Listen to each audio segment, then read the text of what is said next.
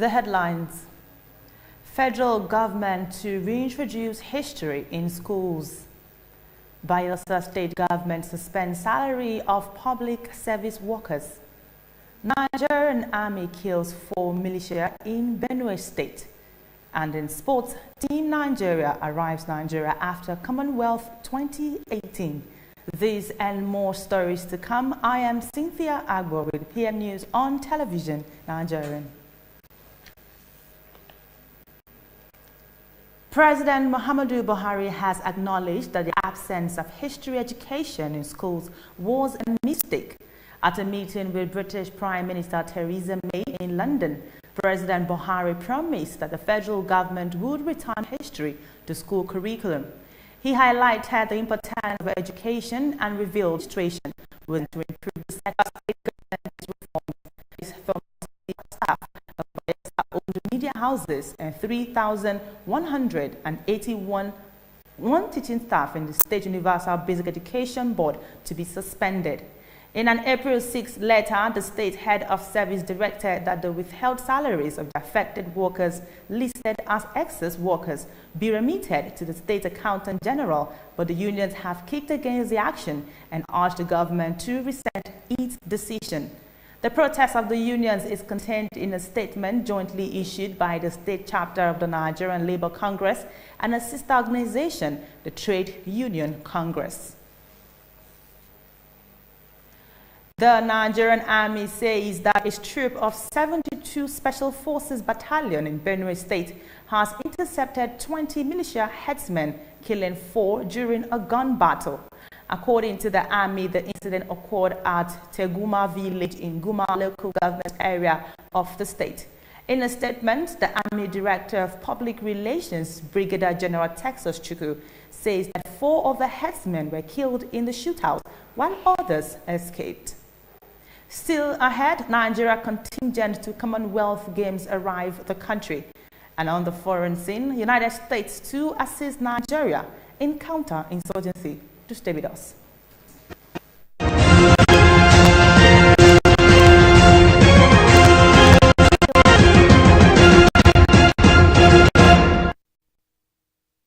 Nigerians have tested political parties, religion and age.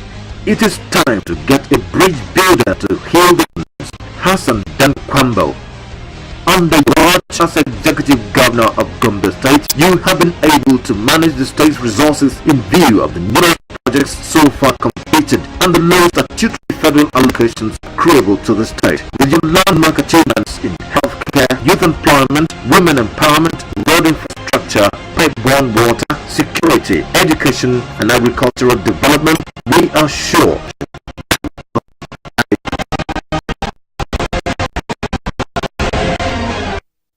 For almost a decade, the Nigerian army have given their all to ensure that our dear country is not overrun by Boko Haram insurgents.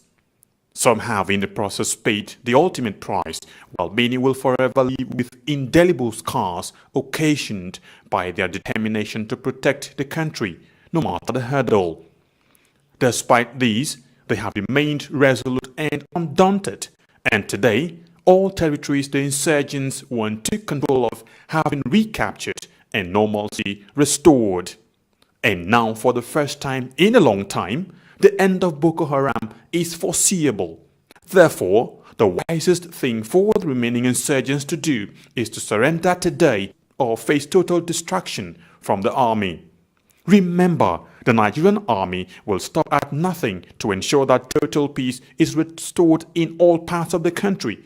So, be wise and embrace peace today or get ready to be ruthlessly dealt with. This message is brought to you by the Coalition on Conflict Resolution and Human Rights in Nigeria.